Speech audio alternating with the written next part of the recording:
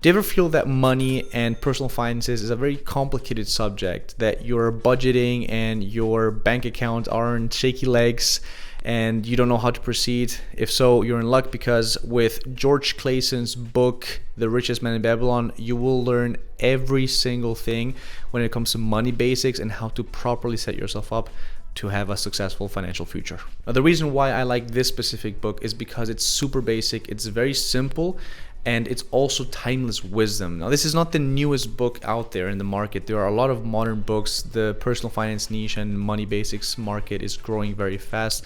But this book has been in the market since, if I'm not mistaken, 1926. That was when the first version actually was printed. So since then, it's been reprinted, it's been resold, it's been rebranded, and the wisdom within these pages is still there. So bear with me. The Richest Man in Babylon. Here we go. Now, the cool thing about this book is that George Clason actually writes it in a very interesting fashion. You find yourself in prehistoric times almost. You are one of the characters in historic Babylonia, and you're actually dealing with a lot of different situations that actually teach you certain lessons when it comes to money. Now, here are 7 lessons that George Clason actually writes in his book, and I'm gonna break it down for you and walk you through each one of them. Lesson number 1, pay yourself first. Now, George Clason actually says it in a slightly different way, which is actually pretty cool, by the way. It's Old English almost. It's start thy purse to fattening. Well, whichever version you like, the lesson is still the same. Whenever you have some money coming into your bank account, put something aside immediately and pay yourself first. Now, something that's common practice is to put at least 10% aside whenever you have some money coming in. Now, one of the actionable tips that I can give you is just make it an automatic payment. You have some money coming in, automatically you redirect some of that money from your checking account to your savings, and therefore every single month you can put aside at least 10% of your monthly check, and then therefore you will start building some liquidity that you can then hopefully invest in some sort of asset down the line, be it a house purchase, be it an emergency fund that's just there waiting for hopefully never to be used, but it's still there. Whatever it is, you have your money and you've been slowly building it every single month with your, like I said, 10 or 15% down the line, whatever number fits your reality and fits your budget. Lesson number 2 from the book, and something that you've of course heard before, is live below your means, or the way that George Clason puts it, control thy expenditures. Now, this is fairly obvious. The only way that you're actually going to be able to build some wealth and have financial stability is by not losing money every single month and being in debt, but by actually controlling your expenses, seeing, okay, if my money comes in at this level and I spend this, then that delta, that difference is something that I can actually use to keep building my wealth as the months and the years go on. So really make sure that you keep an eye on your expenses as well and you live below your means. Lesson number 3, make your money work for you, or the way he puts it, make thy gold multiply. Now, there's a very funny and pretty visual analogy that Kevin O'Leary from Shark Tank actually uses, and he likes to say that he likes to send out his little soldiers, his little dollar soldiers, out into the market to capture some prisoners and bring them back. Now, basically, that's his way of visualizing investing and capping and grabbing some sort of yield or dividend or any sort of return on your money. So make your money work for you, invest your money so that when you invest in assets, you can actually have some sort of financial gain from it. 4th, guard your wealth from loss. Now, this just basically means, while yes, you want to be investing, you also want to be very careful how and where you invest. Meaning you want to stay very far away from some sort of risky scams. You don't want to be putting your entire life saving on something incredibly volatile or high risk, something like, for instance, crypto.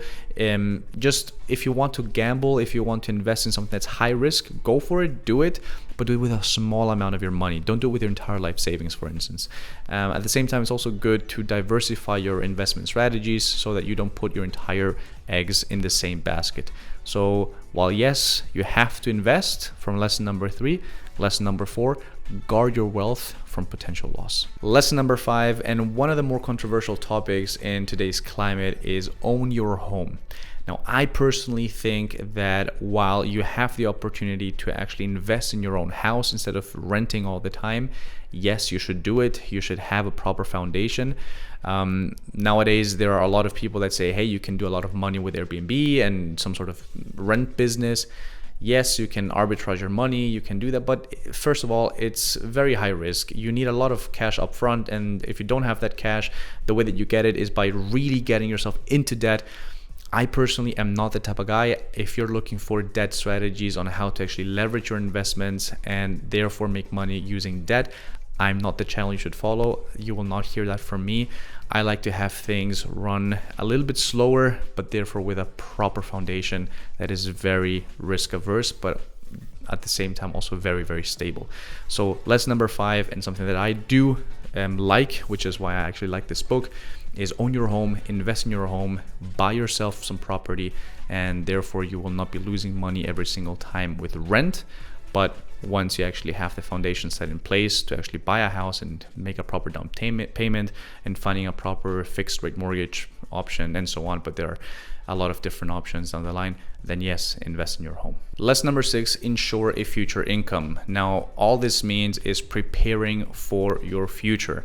Now, if you're making money today and you're spending everything today plus a little bit extra because you went into debt, then chances are that you will have a very challenging retirement down the line. Whereas if you start saving, you start investing now, and you start preparing to have some sort of income that you can tap into when your corporate days of having a job with a steady income are over, then you will have a proper and more comfortable future for yourself, for your partner, for your family, and also hopefully one day you can say that you have kids or you have some sort of just bigger family down below from the family tree point of view, and that are not dependent on actually taking care of you because you already prepared yourself. So therefore, lesson number 6, ensure a future income. The final lesson from this book, lesson number 7, is improve your skills to earn more. Or the way George Clason puts it, I think it's actually very similar. In this case, it's improve thy ability to earn. Fairly similar. Basically, this means that you should invest in yourself, invest in your skills, in your wisdom, in your knowledge, in anything that can give you some sort of advantage when it comes to actually earning or having a higher capacity or probability to earn. Now, for instance, if you say, hey, wow, a lot of lawyers and doctors make a lot of money, then yeah, probably it will be worthwhile investing in some sort of college or university education.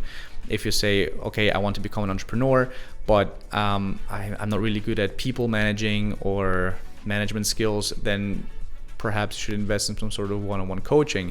If you say, you know what, I want to become a public speaker, then definitely you should probably get a speaking coach. Whatever it is, don't neglect this final lesson, which is to actually invest in yourself, because you are the one that has yourself for the rest of your life. And if you yourself don't actually upgrade and improve, then you will probably stagnate for a very long amount of your life. And there's nothing bad with staying where you are, but I think for most of you, if you're watching this video, you belong to that subgroup that says, you know what, I want to improve my life, I want to do something better, and therefore, yeah, invest in yourself and increase your capacities, but also your probabilities of earning more down the line. Now, summarizing these 7 lessons, here are some practical exercises that I would like you to do in order to train your personal finance muscle. And the very first thing is that you should start with creating a budget for yourself.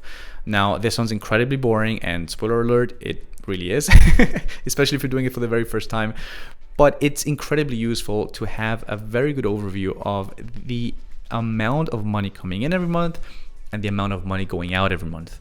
And Dave Ramsey actually has great videos on this. By the way, if you like his content, or if you want to deep dive into some sort of personal finances, go check his videos out. It's great. I'm going to link some of them here.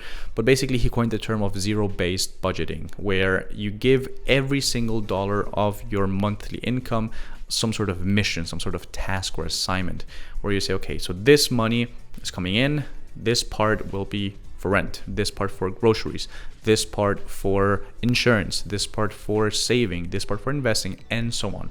So basically, you get to budget every single dollar from your month, and therefore you already have your budget. By the way, if in the first few months you don't hit exactly the budget that you set yourself out to, don't worry, it's completely normal. You still have to kind of find your way. Okay, am I budgeting too much for this category? Am I budgeting too little for this category, and so on? But give it time, and with some sort of training, it will definitely help you. Also, I would like to challenge you to have some sort of savings challenge where you say, you know what, until 90 days from now, I will be saving $1,500 in my bank account, or I will save $3,000 if I can, or you know what, let's start with $300.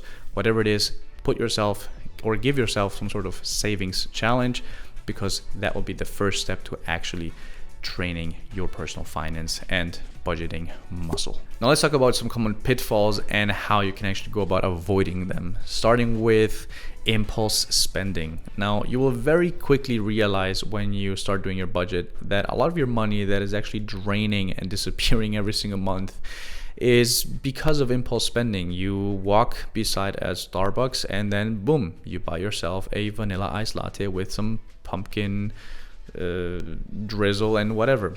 By the way, you can tell from this description that I'm not a Starbucks drinker, but I tried.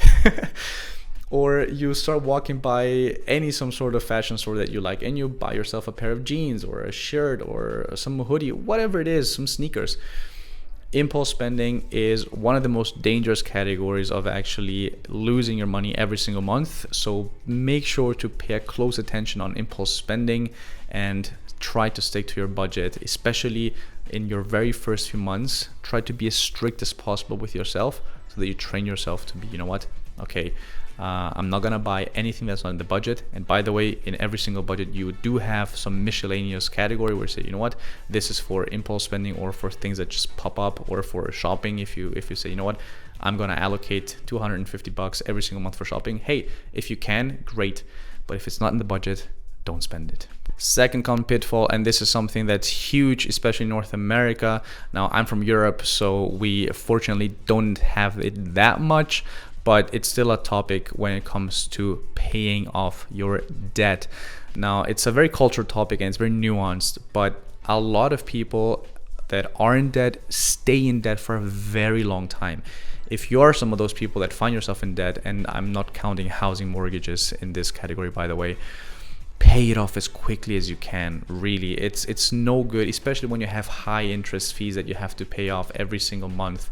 It's just incredibly slowing down your ability to build your wealth and to build some sort of momentum, because you're still always paying off things. And the second you start making more money, you don't necessarily see it because you're still paying off these high interest credit card fees. So make sure that you pay these debts as fast as you can, because that will incredibly speed up the process of building wealth down the line. And third common pitfall is a lack of financial education.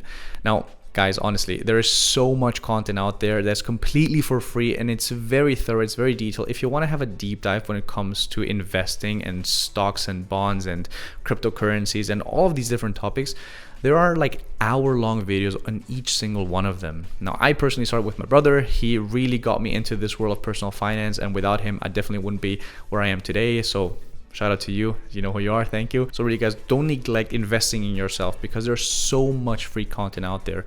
Watch videos, do some research, read books like these. Look, they're very thin. You can actually read them in a couple of days, and the wisdom in it are pretty good. Of course, if you want a more thorough list, I will probably link some sort of options down below. You can also reach out every single time if you want, no worries. But really, invest in yourself. Focus on improving your financial knowledge, because only then you will actually be able to build wealth down the line. So that's it for this video. The Richest Man in Babylon by George S. Clason is a phenomenal book that has absolutely timeless wisdom. It's nothing too complicated. It's nothing too fancy. The 7 lessons are fairly easy to grasp. So really, do yourself a favor, read the book.